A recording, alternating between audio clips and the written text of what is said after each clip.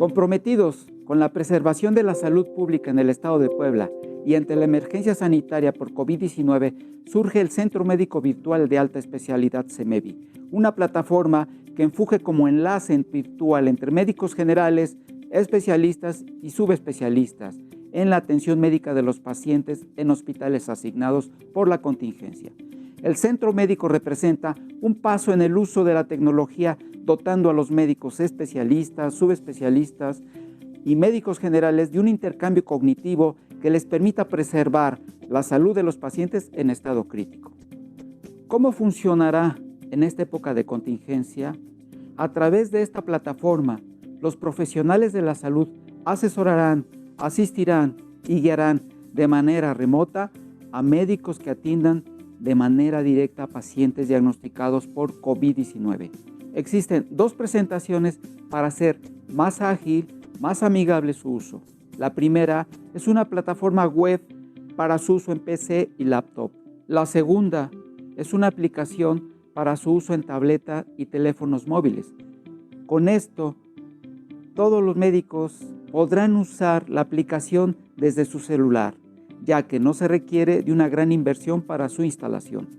Solo deberá contar con una conexión a Internet dentro del hospital, sistema operativo Android, procesador y almacenamiento suficiente, así como una cámara con buena resolución, más micrófono y bocina con buena definición.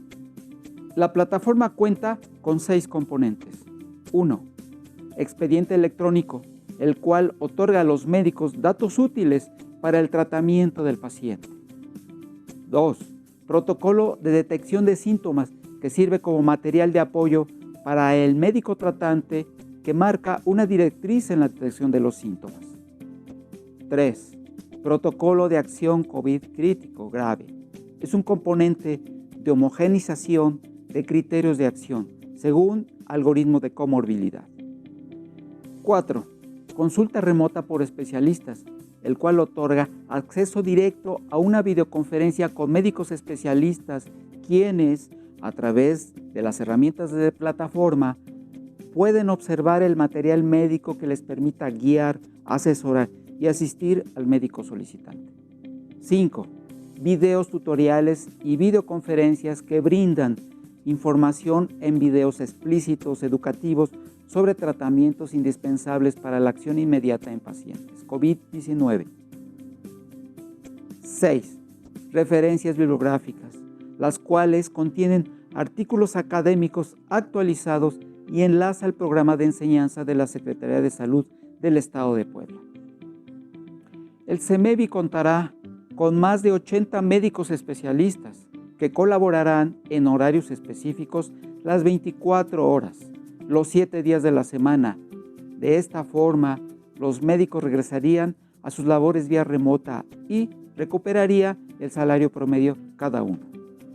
Al día de hoy, se ha implementado el proceso de capacitación, siendo el Hospital General del Sur el designado como sede principal. Este modelo, además de ser un referente único e innovador a nivel nacional en el tratamiento del COVID-19, a largo plazo fungirá como un centro de enlace y coordinación para la optimización de recursos en el sector salud del Estado de Puebla, en la detección y atención oportuna de eventos críticos que pongan en riesgo la salud pública. Gobierno de Puebla, hacer historia, hacer futuro.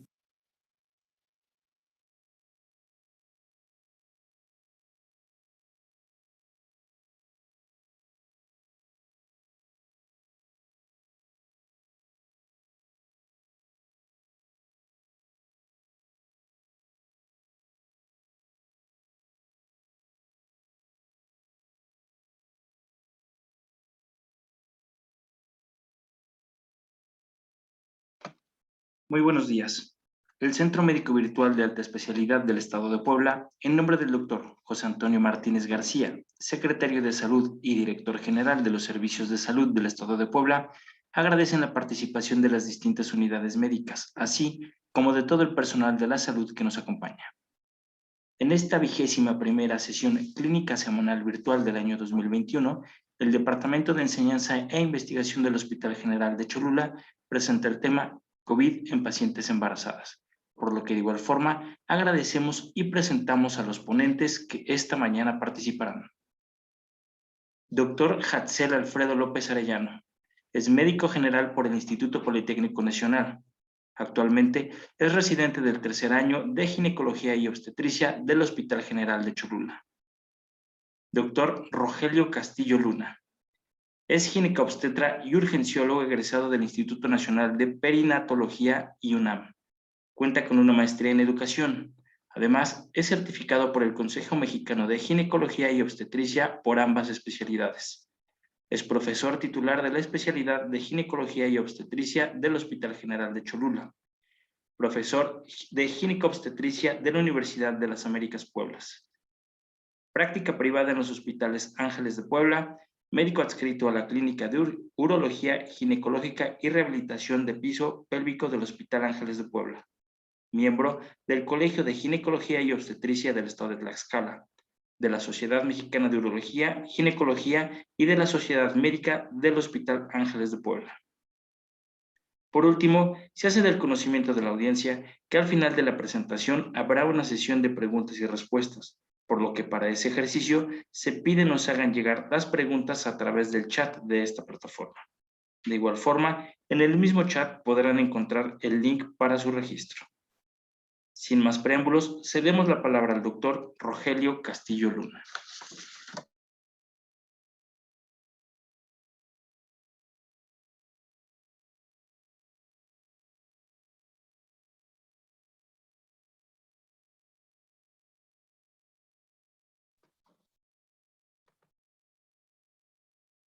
Hola, ¿qué tal? Buenos días. Pues agradecemos la invitación a esta ponencia el día de hoy. Bueno, vamos a iniciar con esta plática. El día de hoy abordaremos el tema COVID en pacientes embarazadas. Yo soy el doctor Rogelio Castillo Luna y bueno, como introducción, pues recordemos, vámonos un poquito atrás, hacia diciembre de 2019, cuando se describió una nueva enfermedad asociada a síntomas respiratorios atípicos agudos. Y también, bueno, pues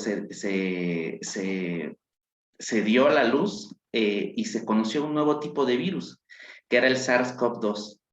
Para entonces, el 11 de marzo del 2020, bueno, pues la Organización Mundial de la Salud determinó que a nivel, que ya teníamos una pandemia, ¿no? Y todo esto ha venido a cambiar nuestras vidas, ha venido a cambiar mucho de los manejos que hacemos y cosas que no conocíamos previamente. Y específicamente en obstetricia ha sido un tema muy importante. ¿Por qué?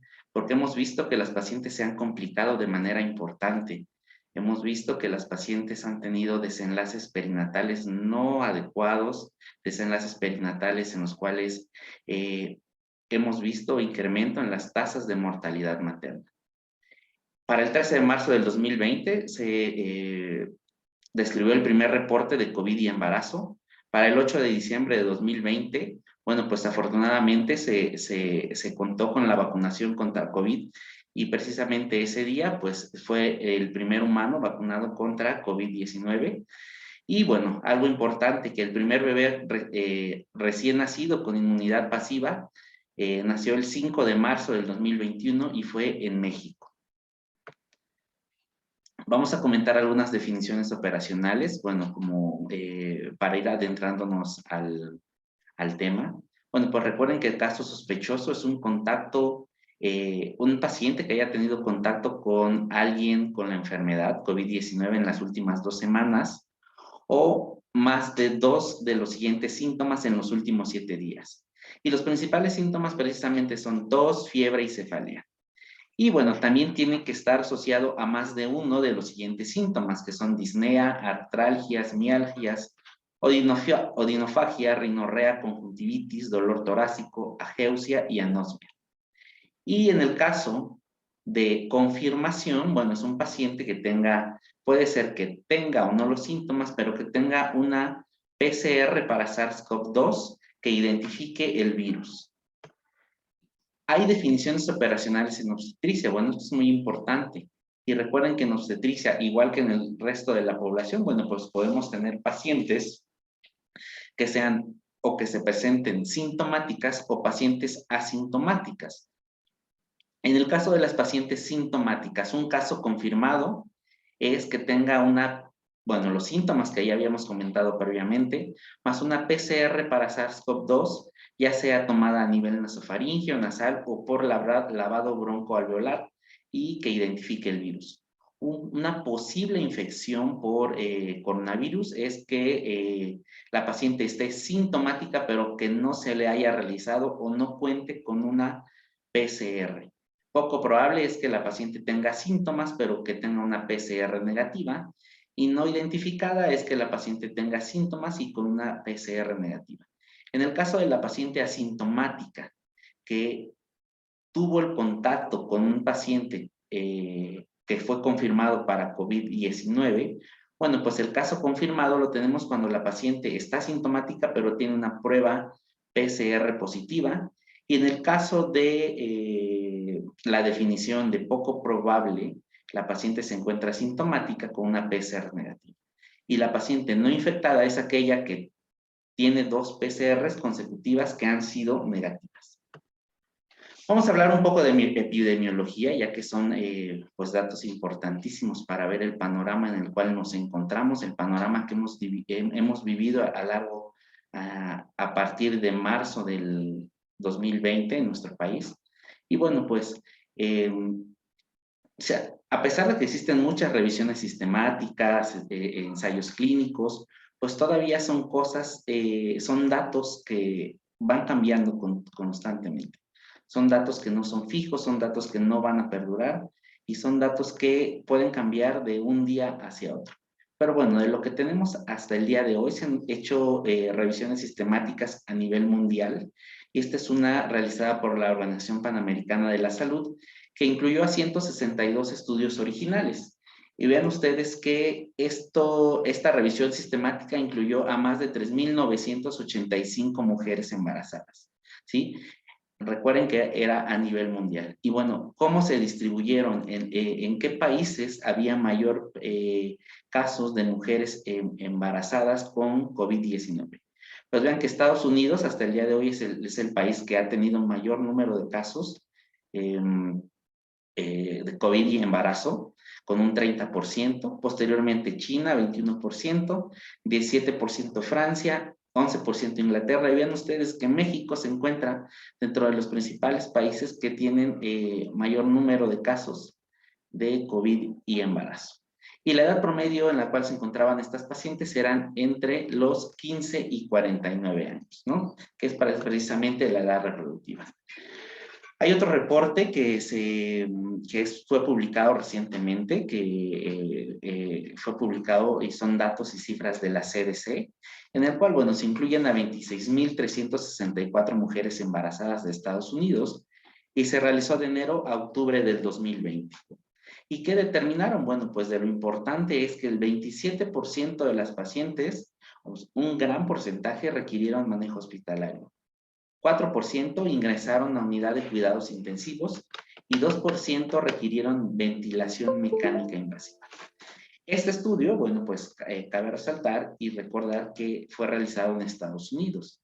Son datos, sí, muy importantes en los cuales podemos ver que la patología o que el estado de salud de la paciente embarazada se puede agravar de manera importante, pero en nuestro país tenemos datos un poquito más desalentadores, ¿no? Porque los porcentajes de complicaciones son mucho más altos. Y bueno, en este reporte de la CDC se obtuvo una tasa de mortalidad de 0.17%. Además, hay otros estudios que han identificado factores de riesgo que pueden ya tener la paciente para que se pueda complicar. Y bueno, ¿qué factores de riesgo nos llevan a un cuadro clínico severo? Bueno, pues aquellas pacientes que tengan más de 35 años, aquellas pacientes que tengan obesidad o sobrepeso, que además sean portadoras de hipertensión arterial o de diabetes. Y bueno, ¿qué implica que la paciente tenga estos antecedentes? Que puede ingresar a unidad de cuidados intensivos con mayor probabilidad, que tenga mayor riesgo de ventilación mecánica e incluso de muerte. ¿Qué tenemos en México? Les decía hace un momento. Bueno, pues hasta antes de la pandemia, enfermedad hipertensiva, hemorragia obstétrica eran de las principales causas de mortalidad. Vean ustedes lo que sucedió en todo 2020. Pues la principal causa de muerte materna, con una razón de muerte materna de 10, esto es 202 muertes maternas, fue por COVID-19, el cual estaba confirmado, esto es, tenían una PCR positiva, que corresponde al 21.6%, y un 4.9%, que fueron entre 46 pacientes, son pacientes con COVID-19 sin virus identificado. Entonces, bueno, prácticamente un 27% de las pacientes o de las muertes maternas están asociadas o son secundarias a la infección por COVID-19. Esto fue para 2020. ¿Qué ha pasado en estos meses que llevamos? Llevamos escasos 5 meses del año. Y bueno, para para la primera semana de mayo, se habían reportado 139 muertes maternas en todo el año. Esto es, o representa un incremento del 50% de la razón de muerte materna. Y vean ustedes, para la primera semana de mayo del 2021, hubo o se presentaron 139 casos de muerte materna por COVID-19 confirmado y 15 casos para probable COVID-19. Estos datos en general, bueno, les decía, la razón de muerte materna se encuentra en 47.6, un incremento de 33.9% con respecto a 2020. Un dato muy interesante, muy importante, las entidades con más defunciones han sido Estado de México, Jalisco, Puebla y Chiapas. O sea, nuestro estado se encuentra dentro de las entidades con mayor número de defunciones. El grupo de edad con mayor riesgo de muerte materna son las pacientes que se encuentran entre los 45 y los 49 años.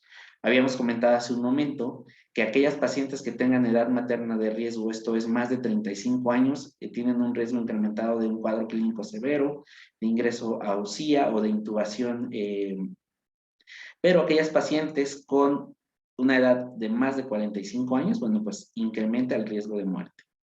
En la primera semana de mayo se han reportado hasta 335 defunciones acumuladas.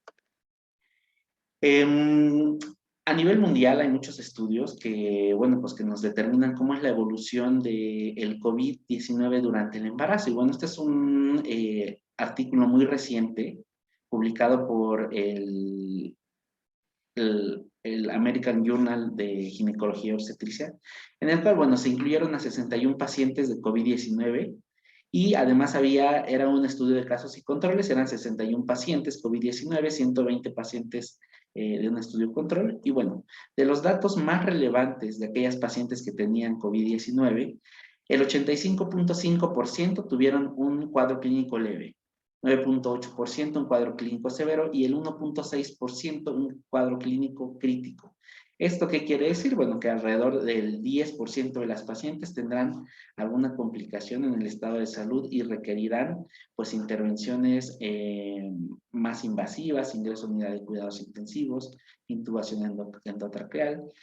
Además, se determinó que las pacientes que tenían mayor riesgo de complicación eran aquellas pacientes que eran de raza negra e hispanas, que tenían más de 35 años y que además tenían presencia de comorbilidades. Con respecto al trimestre de presentación, bueno, pues aquellas pacientes, estos grupos de pacientes, el 88% se encontraban en el tercer trimestre. Hay estudios que reportan que hasta cerca del 92-93% se encuentran en el tercer trimestre, el 6% en el segundo trimestre y el 5% en el primer trimestre. Con respecto al cuadro clínico, bueno, pues recordemos que es algo similar a lo que sucede en la población general. El 80% de las pacientes embarazadas infectadas por SARS-CoV-2 serán asintomáticas. Solo el 20% representarán o presentarán algún síntomas y la relevancia es saber detectar aquellas pacientes que tienen un cuadro clínico severo y las intervenciones que se puedan realizar. En abril del 2021 igual se publicó este estudio, es un estudio que es parte de la guía de práctica clínica del Royal College, en el cual, bueno, se describe el estudio Priority, que es un estudio prospectivo con una corte de 594 pacientes embarazadas. Y en este estudio, bueno, pues se evaluaron los principales síntomas relacionados al cuadro clínico que genera o que ocasiona la enfermedad COVID-19. Y bueno, hay otros estudios. Dentro de los hallazgos de este estudio, bueno, fue que dentro de los principales síntomas que se encontraron fueron tos, fiebre y disnea. Hay otra revisión sistemática publicada recientemente por Cochrane, en el cual, bueno, se incluyeron a 64,000 pacientes embarazadas con COVID-19 y, bueno, también evaluaron los síntomas más frecuentes que se presentaron en el 15% de las pacientes de este grupo de estudio. ¿Cuáles fueron los síntomas más importantes? Ven ustedes, 54% fatiga, 50% tos, 27% fiebre. Que estos tres precisamente fueron los síntomas más representativos, más importantes. Pero bueno, pues también presentaban disnea en el 20%, 16% mialgias y un 6.5% diarrea.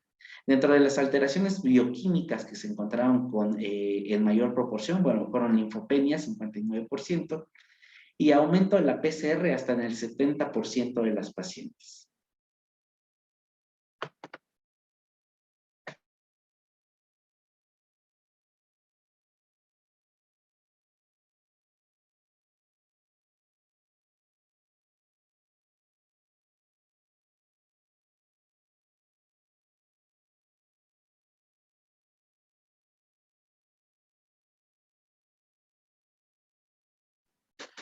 Buenos días, soy Hatzel López Arellano, residente de tercer año de la especialidad de ginecología y obstetricia del Hospital General de Cholula. Continuando con el tema, voy a hablar acerca del protocolo de la Red Iberoamericana de Investigación en asociación con la Federación Mexicana de Colegios de Ginecología y Obstetricia. La primera edición de esta guía pues, fue publicada a mediados del 2020, con una actualización en enero del 2021. Bueno, va en relación al control prenatal, tratamiento, prevención y vacunación, así como el énfasis a nivel del triage de la paciente obstétrica y el manejo inicial de esta paciente. El objetivo de esta guía pues, es a manera de precisar las estrategias y las líneas de acción para la prevención, diagnóstico y tratamiento oportuno, así como su referencia, detección de las complicaciones materno-fetales y perinatales asociadas a la paciente obstétrica con infección por SARS-CoV-2. La justificación de esta guía, pues la evidencia hasta el día de su publicación confirmó que la paciente obstétrica va a pertenecer al grupo de mayor riesgo para desarrollar una presentación grave por una infección de COVID-19, esta guía hace principal énfasis en que se debe realizar una adecuada identificación y un tratamiento oportuno, así como una vigilancia materno-fetal estrecha y en caso de que se presente un cuadro clínico severo de la infección, pues una referencia y un ingreso hospitalario oportuno a las unidades designadas para el manejo de estos pacientes. Esta guía en un inicio menciona la importancia del triage en estas pacientes. Tenemos que debemos tener principal sospecha respecto en dos tipos o en dos presentaciones, o cómo va a acudir esta paciente a nuestras unidades de triage. Tanto la paciente que se refiera con sintomatología o que refiere un contacto de riesgo con algún paciente positivo a COVID. Los principales objetivos del triage, pues va a ser la identificación de la paciente sospechosa, la determinación y estadificación del riesgo obstétricos y la clasificación según gravedad, según la sintomatología o signos que presente la paciente que acuda a nuestras unidades. Esto, bueno, como objetivo, una adecuada evaluación inicial, un diagnóstico y referencia oportuna. Aquí la guía establece dos situaciones en las cuales vamos a tener a nuestra paciente sospechosa de infección por SARS-CoV-2. La paciente que refiere un contacto de riesgo, es decir, un contacto estrecho menor a 1.5 metros de una persona con diagnóstico de COVID-19 durante 15 minutos o más, o la paciente que acuda por sintomatología de sospecha de la infección. Es decir, aquella paciente que en los últimos 10 días previos a su valoración presente un criterio mayor, es decir, tos, fiebre, cefalea o disnea, que como tal ya representará un criterio de gravedad, que se puede ver asociada a uno o más de esta sintomatología acompañante, es decir, dolor muscular, dolor articular, odinofagia, escalofríos, escurrimiento nasal, pérdida del sentido del gusto, del olfato, conjuntivitis o dolor torácico. Este como tal ya es la definición operacional de un caso sospechoso por enfermedad viral establecido en agosto del 2020. También en la paciente embarazada se ha visto que aquellas pacientes que acuden a las unidades hospitalarias ante amenaza de parto pretérmino o evidencia de acortamiento cervical, en ausencia de otros factores o, bueno, de alguna otra presentación que nos pudiera explicar estas dos situaciones, pues también se deberá realizar o se deberá poner en sospecha de una infección por SARS-CoV-2. A estas pacientes, a toda paciente que se considere sospechosa por infección, se deberá realizar una prueba de diagnóstico. Dentro de estas pruebas tenemos que el gold standard será la reacción en cadena de polimerasa para SARS-CoV-2, la cual deberá ser realizada al 100% de aquellas pacientes sospechosas. En otra instancia también se puede realizar una prueba de antígeno para SARS-CoV-2, es decir, una prueba rápida, la cual en caso de resultar positiva se considerará como una prueba confirmatoria para infección. Y en caso de reportarse negativa, esta meritará una confirmación mediante una PCR para SARS-CoV-2. En lo que se está en la espera de los resultados, ya sea para la PCR, la paciente se deberá mantener en autoaislamiento durante 14 días. Si durante este periodo de tiempo no hay mejoría del cuadro clínico, pues se deberá repetir la prueba por una segunda vez para descartar una seropositividad. El agravamiento, en caso de que estas pacientes presenten ya algún signo de alarma o agravamiento respecto de la sintomatología, pues se deberá realizar una referencia oportuna a las unidades de atención para pacientes COVID-19. La evaluación inicial, pues cada unidad deberá tener un área de triage designada para la atención de estos pacientes sospechosos. El equipo que va a prestar estos servicios o realizar esta evaluación inicial, pues deberá aportar un adecuado equipo de protección personal. En este caso, en toda paciente sospechosa de una infección por SARS-CoV-2, se deberá realizar una historia clínica, una anamnesis y una exploración física completa, de vital importancia que se incluyan los signos vitales con una saturación de oxígeno. Como laboratorios o paraclínicos que se deberán solicitar en toda paciente que acude a estas unidades, se deberá solicitar una biometría hemática completa, un panel metabólico básico, el cual deberá incluir pruebas de funcionamiento hepático, deshidrogenasa láctica y ferritina, tiempos de coagulación, así como solicitud de dímero D y fibrinógeno. En caso de que las pacientes refieran o se presenten con fiebre, se deberá solicitar un examen general de orina para descartar una infección de vías urinarias, un hemocultivo en caso de ser necesario y una solicitud de una radiografía de tórax. En aquella paciente que se estadifique como una presentación grave, se deberán solicitar estudios adicionales, tales como solicitud de troponina, una proteína C reactiva, se deberá realizar un electrocardiograma, una tomografía de tórax y, en todo caso, una gasometría arterial. En estas pacientes se deberá poner principal énfasis tanto en la exploración como en la anamnesis en lo que se conoce como el panorama de riesgo obstétrico. Es decir, se deberá preguntar acerca de la motilidad fetal, presencia de sangrado o pérdidas transvaginales, cefalia persistente que se puede ver asociada a acúfenos o fosfenos, datos de ruptura prematura de membranas, presencia de dinámica uterina o contracción, presencia de edema o hipertensión. Ya respecto en la evaluación de gravedad en la primera visita o el primer contacto con esta paciente, pues tenemos una escala, la cual se va a conocer como la CURP 65, que si vemos esta escala en un inicio fue designada para aquellos pacientes para la valoración de una neumonía adquirida en la comunidad.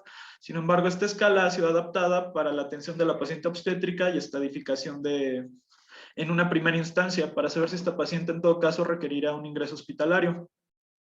Esta escala, la CURP 65 adaptada, se va a componer de 5 ítems, de los cuales se debe valorar la presencia de hipoxia, es decir, una saturación de oxígeno menor al 90%, o datos de dificultad respiratoria, datos de confusión aguda, una urea sérica mayor a 19 miligramos sobre decilitro, una frecuencia respiratoria mayor a 30, o datos de alarma obstétrica, es decir, los que ya se comentaron respecto del panorama de riesgo obstétrico. En caso de que se presente alguno de estos ítems alterado, pues esta paciente va a meritar un manejo intrahospitalario. Otra escala u otra clasificación que se puede utilizar, pero para valorar la gravedad y en caso de que se vea alterada, esta paciente meritará ingreso o manejo por una unidad de cuidados intensivos, pues es la escala del Quick SOFA, en la cual se compone por 3 ítems, de los cuales en caso de que se presente una o más dos de estos ítems o 3 alterados, va a meritar un manejo por una unidad de cuidados intensivos. Es decir, una presión sistólica menor o igual a 100 milímetros de mercurio, una frecuencia respiratoria mayor a 22 o una calificación, una escala de coma de Glasgow menor a 15. Cada uno va a tener un puntaje de 1 y en caso de presentarse algún alterado, pues ya deberá ser valorada por medicina intensiva. Si es que la paciente se presenta asintomática o no amerita ingreso hospitalario, se podría enviar mediante un manejo ambulatorio. Este manejo debe tener principal énfasis o deberá realizarse un seguimiento estrecho respecto de signos y síntomas, prevenir la propagación de la enfermedad mediante un autoaislamiento y una vigilancia continua respecto de la evolución. Realizada mediante un automonitoreo, así como un seguimiento por parte de las unidades hospitalarias de manera remota. En primera instancia, el aislamiento se deberá realizar por 14 días. Se deberán tomar medidas generales, es decir, una adecuada hidratación, reposo, higiene, etiqueta respiratoria para evitar la propagación del virus, un manejo farmacológico, el cual se puede iniciar con paracetamol de 500 miligramos cada 4 a 6 horas sin exceder la dosis total por día de 4 gramos, un seguimiento epidemiológico remoto mediante un seguimiento por las unidades hospitalarias, de las cuales se deberá realizar un interrogatorio de signos y síntomas cada 24 a 48 horas y un seguimiento obstétrico remoto por un personal capacitado. Es decir, teleasistencia por personal entrenado, hacer énfasis claro tanto para la paciente como del prestador de la salud del panorama de riesgo obstétrico ante cualquier dato de alerta y valorar la consulta presencial, la cual se deberá realizar entre los días 7 y 14 del aislamiento. En caso de que se presente un empeoramiento de la sintomatología, pues estas pacientes deberán ser referidas a los centros de atención hospitalaria. La misma guía otorga o también describe una herramienta que puede ser útil para el automonitoreo domiciliario de la paciente. Esta, se debe explicar a la paciente cómo realizar una adecuada toma de signos y síntomas. Aquí se debe realizar una evaluación de esta paciente cada 3 veces al día, de los cuales pues se tiene que tomar una temperatura corporal, oximetría de pulso, frecuencia cardíaca, frecuencia respiratoria, datos de dificultad respiratoria, presencia de mareo, confusión o cefalea, dolor no asociado a la contracción, sangrado o pérdidas transvaginales, los movimientos fetales y otros, tales como datos de dificultad respiratoria, alguna otra sintomatología que pudiera acompañar a nuestra paciente. Mediante esta, pues podemos asegurar un adecuado seguimiento en casa de esta paciente y en todo caso, pues una referencia oportuna. El manejo y el seguimiento de la paciente grave, es decir, aquella paciente que ameritó ingreso hospitalario, pues tenemos que estas pacientes se deben mantener en un cuarto aislado, si es posible, bajo presión negativa, y a solicitud o a disposición un equipo de atención para procedimientos para parto y atención neonatal. El personal de salud que atiende a esta paciente pues deberá estar portando adecuadamente su equipo de protección personal. En estas pacientes se deberá realizar también una prueba complementaria, una PCR para influenza, descartar una coinfección y una valoración de severidad. Esta, como ya se había mencionado, es mediante la escala del Quick SOFA, los 3 ítems, es decir, una presión sistólica menor a 100, una frecuencia respiratoria mayor o igual a 22 respiraciones por minuto, o una calificación de un Glasgow menor a 15. Si es que presenta 2 o más de estos ítems alterados, pues esta paciente ya deberá ser candidata para manejo por una unidad de cuidados intensivos. Ya respecto del manejo intrahospitalario, pues tenemos que estas pacientes deben estar bajo una monitorización continua, mediante toma de signos vitales y saturación de oxígeno, a ser posible de manera continua, solicitud de estudios de imagen mediante un TAC, una radiografía o un ultrasonido pulmonar. Se debe iniciar un esquema de heparina de bajo peso molecular a dosis profiláctica, es decir, una dosis de 40 a 60 miligramos cada 24 horas, y esta deberá durar de 2 a 6 semanas posterior a la resolución obstétrica. inicio de un esquema con dexametasona de 6 miligramos IV o intramuscular cada 24 horas, que debe durar hasta 10 días o hasta su egreso de la unidad hospitalaria. Y la evaluación de estas pacientes se puede realizar mediante un sistema de alarma obstétrica temprana, o que se conoce como el MIUS. Este sistema pues establece el riesgo o establece como una puntuación mediante un color, en la cual podemos estratificar a nuestra paciente entre una afectación grave, moderada y, bueno, se podría considerar que leve.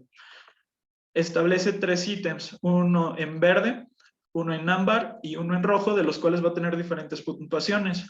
En caso de que, bueno, lo que se deberá valorar en caso de una puntuación en rojo, pues será una frecuencia respiratoria menor a 12 o mayor a 25 respiraciones por minuto, una saturación de oxígeno menor a 92, una temperatura corporal menor a 35 o mayor a 37.7, una presión sistólica menor a 90 o mayor a 160, diastólica mayor a 100, frecuencia cardíaca de menor a 40 o 120 latidos por minuto, un nivel de conciencia alterado, dolor no asociado a la contracción, pérdidas transvaginales, así como presencia de proteinuria marcada en las determinaciones de orina. En caso de que se presente un ítem rojo, pues esta paciente ya deberá ser valorada por unidad de cuidados intensivos. En caso de que se presenten un ítem amarillo o verde, pues estos serán sumatorios. El amarillo, cada ítem 2 puntos, el verde 1 punto. En caso de que se presente una acumulación de 5 puntos, ya sea en amarillo o verde, pues ya deberá ser valorada por unidad de cuidados intensivos. En lo que se realiza este procedimiento, pues se deberá otorgar oxígeno suplementario a 10 litros por minuto. Se deberá realizar una observación y una clasificación de esta paciente con esta escala cada 30 minutos y posicionar a nuestra paciente en decúbito lateral izquierdo. Ya para la vigilancia fetal, pues tenemos que deberá ser valorada la frecuencia cardíaca fetal mínimo una vez por día y en caso de ser posible mediante ultrasonografía. Se deberá iniciar un esquema de evaluación pulmonar fetal en un embarazo menor a 34 semanas, en las cuales se considere un nacimiento inminente previo a este periodo, mediante dexametasona de 6 miligramos cada 12 horas por 2 días o por 4 dosis. Esta se puede iniciar mediante el esquema de evaluación pulmonar. Una vez terminado este esquema, se podrá continuar con el esquema de dexametasona establecido, es decir, el de 6 miligramos cada 24 horas por 10 días.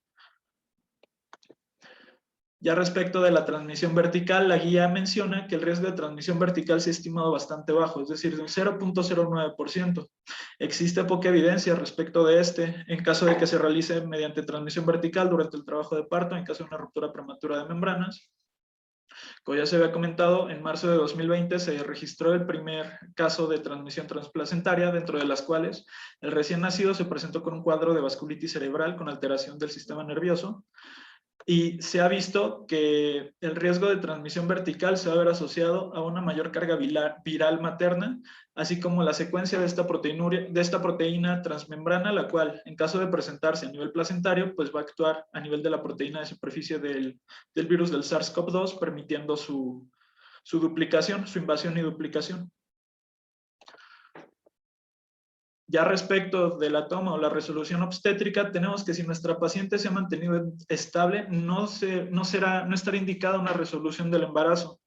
Se debe o se puede llevar la gestación a término, es decir, que la resolución obstétrica no debe estar como mandada o dada únicamente por la infección por el virus.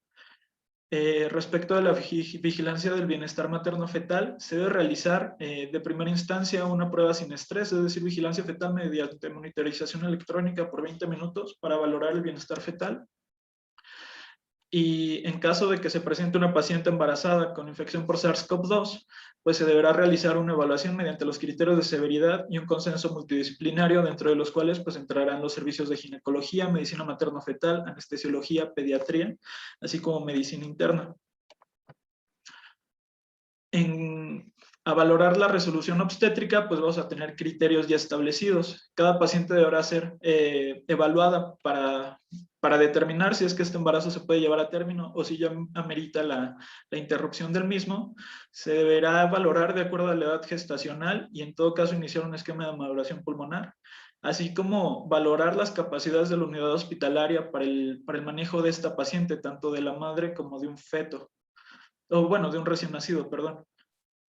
Un parto se puede dar a las pacientes en los cuales la edad gestacional y la viabilidad neonatal sean adecuadas, en aquellas pacientes que se presenten asintomáticas, que no van a requerir suplementación con oxígeno, que no tengan criterios de deterioro orgánico o datos de insuficiencia respiratoria.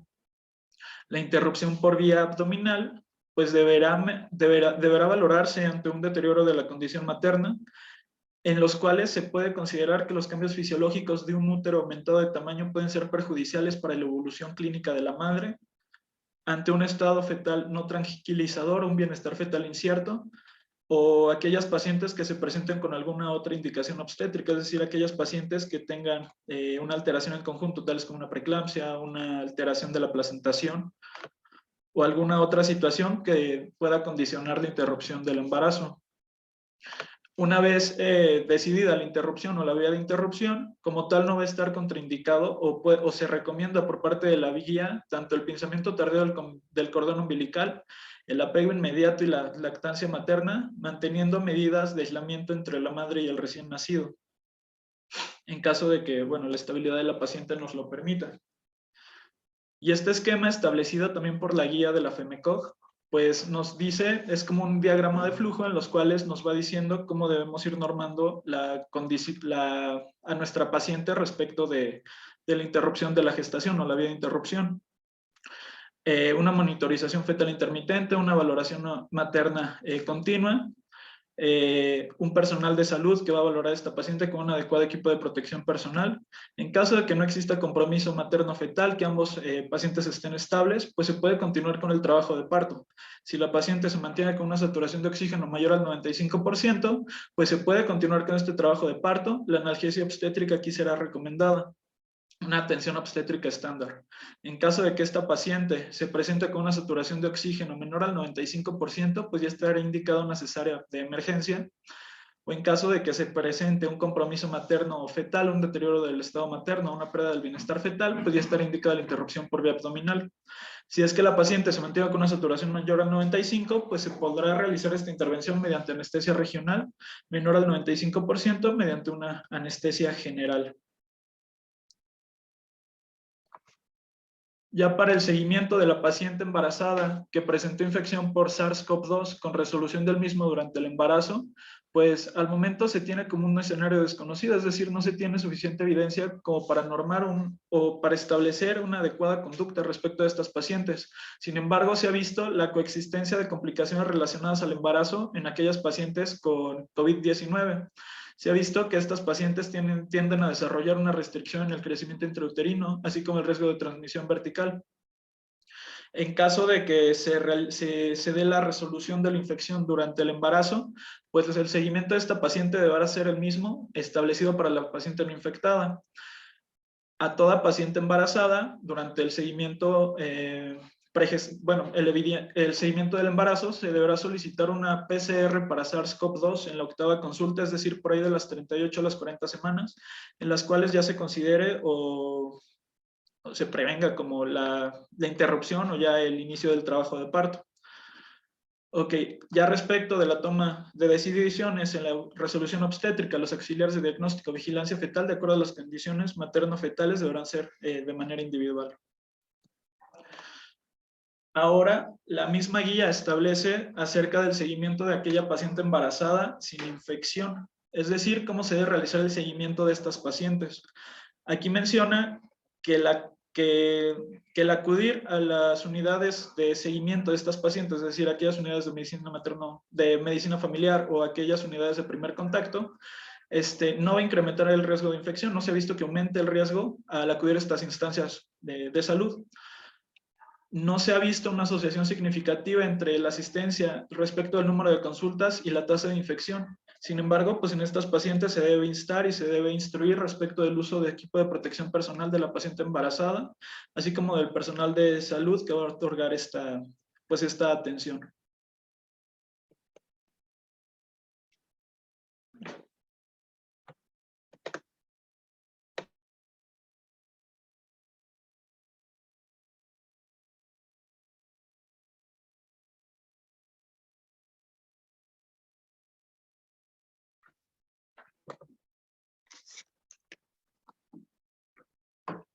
Bueno, y pues continuando con el tema, con respecto a los desenlaces perinatales, ¿qué es lo que hemos tenido? ¿Qué resultados se han encontrado? Hay varios estudios clínicos en los cuales, bueno, dentro de las principales complicaciones reportadas, veamos el cuadro rosa, el embarazo pretérmino que se presenta entre la semana 34 y 37 aproximadamente está entre 24%.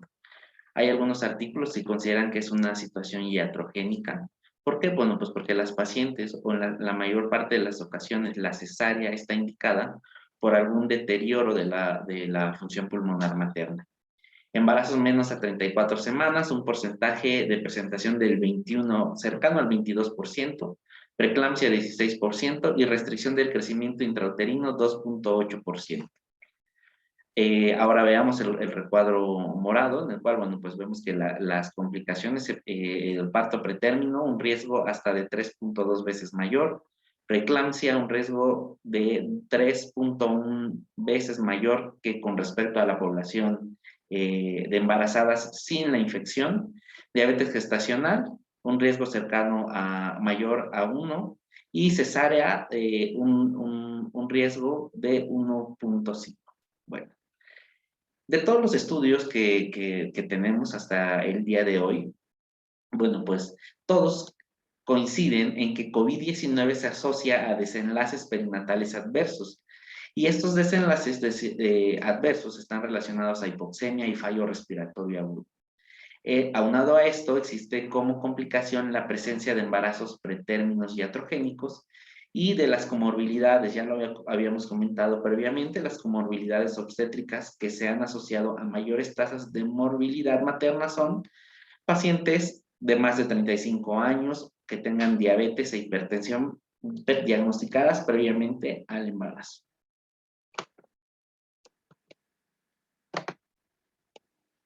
Dentro de los desenlaces neonatales, bueno, se ha reportado muerte fetal, bajo peso al nacer y el riesgo de ingreso a auxilio. De estos tres desenlaces, el que mayor riesgo tienen los recién nacidos es el de ingreso a unidad de cuidados intensivos neonatales, con un riesgo de 2.9 comparado con la población general. Hay algunas y ciertas estrategias de prevención ante SARS-CoV-2. Bueno, pues de las medidas conductuales son las que todas las guías de práctica clínica recomiendan, ¿no? El lavado de manos constantes, el uso de gel antibacterial, uso de mascarilla y distanciamiento social. Realmente, ya lo había comentado el doctor Hatzel hace un momento, pues contamos con poca evidencia con respecto a las estrategias preventivas para prevenir o disminuir el riesgo de infección en este grupo de pacientes. Y bueno, con respecto al uso de la vitamina D, que su uso se ha ampliado de manera importante durante esta pandemia. Bueno, ¿qué efecto tiene en nuestro sistema? Bueno, pues mejora la respuesta inmunológica y antiinflamatoria, da un mantenimiento a la barrera física, esto es piel y epitelio. Recordemos que a través de las mucosas es así, una de las formas en las cuales puede ingresar el virus. Mejora la respuesta inmune innata, modula la respuesta inmune adaptativa y, bueno, pues suprime la tormenta de citocinas, que dentro de la fisiopatología de la infección por coronavirus, bueno, pues es parte importante de toda la patología que representa esta infección. Con respecto a la vacunación, bueno, pues actualmente se encuentran o se tienen pocos ensayos clínicos en los que han participado pacientes gestantes. Este estudio publicado hace un par de meses, bueno, pues es un estudio en el cual se incluyeron a 3,000 mujeres inmunizadas, de las cuales 57 se encontraban embarazadas. Y bueno, la realidad es que la mayor parte de estas pacientes no tenían un diagnóstico, o sea, no se sabían embarazadas en el momento de la gestación. En el artículo reportan como incidental o accidental la vacunación. Y vean ustedes, tenían el grupo de control, tenemos un grupo de control en el cual el riesgo de aborto es de 1%, de 8%, perdón, el riesgo entre 8 y 33% aproximadamente. Pero en el grupo de pacientes vacunadas este riesgo fue inclusive más bajo. Entonces, bueno, ¿qué es lo que recomienda la evidencia hasta el día de hoy? Pues que no existen contraindicaciones para el uso de vacunas contra COVID-19 en pacientes obstétricas. Sin embargo, es importante comentar a las pacientes acerca de la poca evidencia científica con la cual contamos hasta el día de hoy, con respecto a la inmunización pasiva en la población. Pero bueno, de los beneficios que nos da la vacunación es que el feto y el recién nacido, bueno, se benefician de la transferencia de anticuerpos por la placenta, y que además la vacunación genera mayor protección al recién nacido que la propia enfermedad, ¿no? La vacunación da mucho mayor beneficio de protección al recién nacido que una paciente que haya tenido la enfermedad y se haya curado de la misma. Y bueno, pues ya para concluir, las recomendaciones con las cuales contamos hasta el día de hoy para el manejo de las pacientes embarazadas con COVID-19 aún no son definitivas. Los estados hipertensivos, la obesidad, la edad materna de riesgo y la diabetes son las principales comorbilidades asociadas a un cuadro clínico severo. Y bueno, no existe consenso acerca del tratamiento médico que debe indicarse a las pacientes embarazadas. Sin embargo, sí debe llevarse a cabo una adecuada vigilancia para tratar de determinar en qué momento la paciente empieza a tener deterioro y bueno, hacer las intervenciones necesarias para evitar que se complique el estado de salud tanto de la paciente como del feto, y recordar que el manejo en este grupo de pacientes tiene que ser multidisciplinario.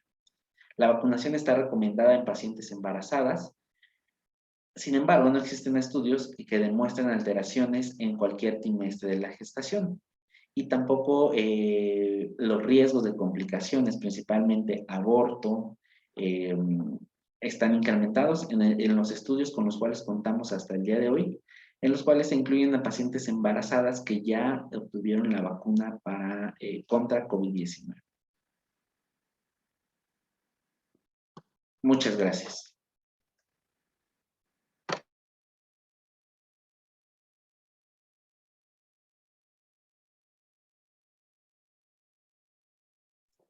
Agradecemos la participación de nuestros ponentes e iniciamos con la sesión de preguntas y respuestas, recordándoles que para este ejercicio deberán utilizar el chat de la plataforma.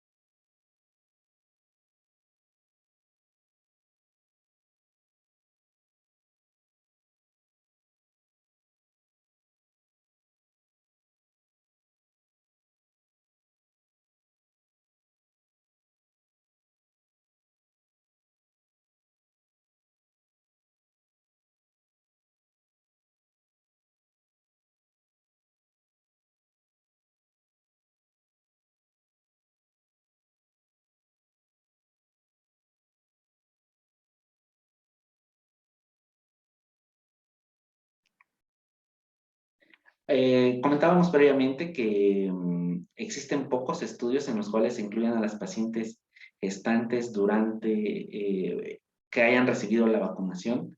La realidad es que no hay evidencia científica para recomendar una semana, pero aquellos estudios incluyen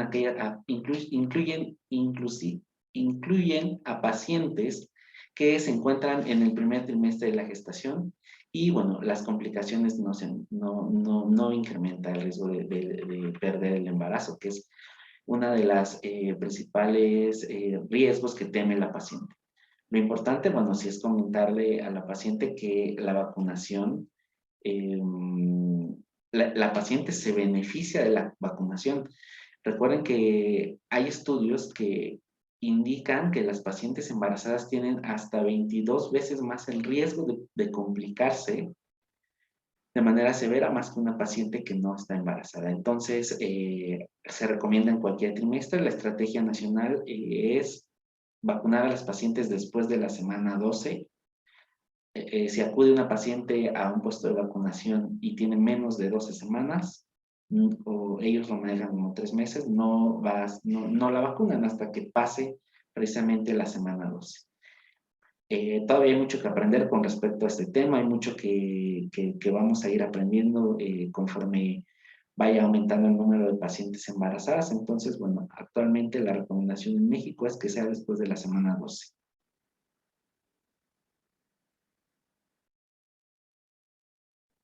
Sí, con respecto al consentimiento especial para la aplicación de la vacunación, sí se debe realizar.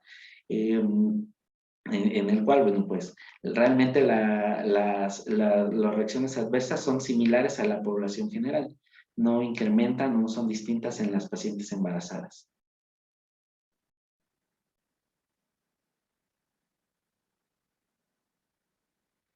El manejo de los neonatos que nacen dentro de un área COVID, ya se, como lo comentó el doctor Hatzel hace un momento, bueno, pues si se tiene todo bajo control, bueno, pues no se puede realizar el pinzamiento tardío de cordón, se puede realizar contacto piel a piel, pero siempre y cuando la paciente tenga protección, tenga mascarilla, ¿sí?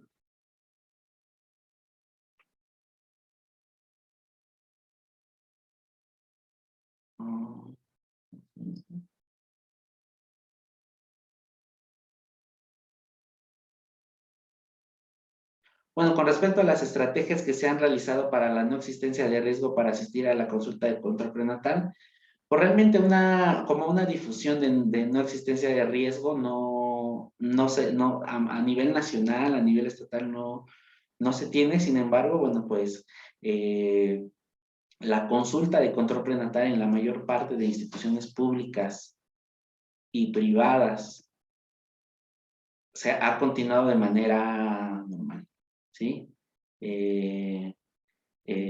No se ha detenido, no se han suspendido. Recordemos que en el embarazo no podemos dejar de llevar el seguimiento. ¿Por qué? Porque tenemos que evaluar, pues, prácticamente todos los puntos importantes que se tienen que llevar a cabo en el control prenatal. Entre uno de ellos es determinar que haya una adecuada curva del crecimiento fetal.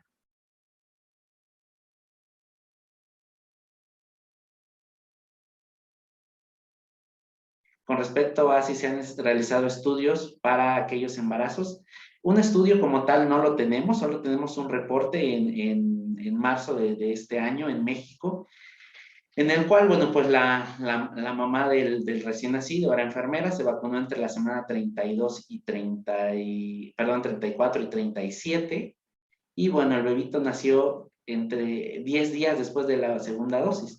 Y al momento del nacimiento el bebito ya tenía anticuerpos. Sin embargo, un estudio como tal, estudios grandes no se tienen, es algo de lo cual vamos a seguir aprendiendo. Se permite la lactancia materna, está permitida, las guías de práctica clínica internacionales lo permiten, no hay ninguna contraindicación. Es de mucho mayor beneficio la lactancia materna que darle una lactancia artificial al recién nacido, siempre y cuando la paciente tenga todas las medidas para evitar pues un contagio hacia el recién nacido, ¿no? Algo de lo que se hacía al inicio era, bueno, por la extracción láctea, igual con medidas preventivas, y de esa manera se alimentaba el bebito, pero bueno, pues conforme se fue aprendiendo, conforme se fueron teniendo mayor número de casos, bueno, pues la lactancia no está contraindicada, se puede dar. Muy bien. Si no hay más preguntas, agradecemos su asistencia. Gracias por estar con nosotros a esta hora de la mañana y bueno, estamos a sus órdenes.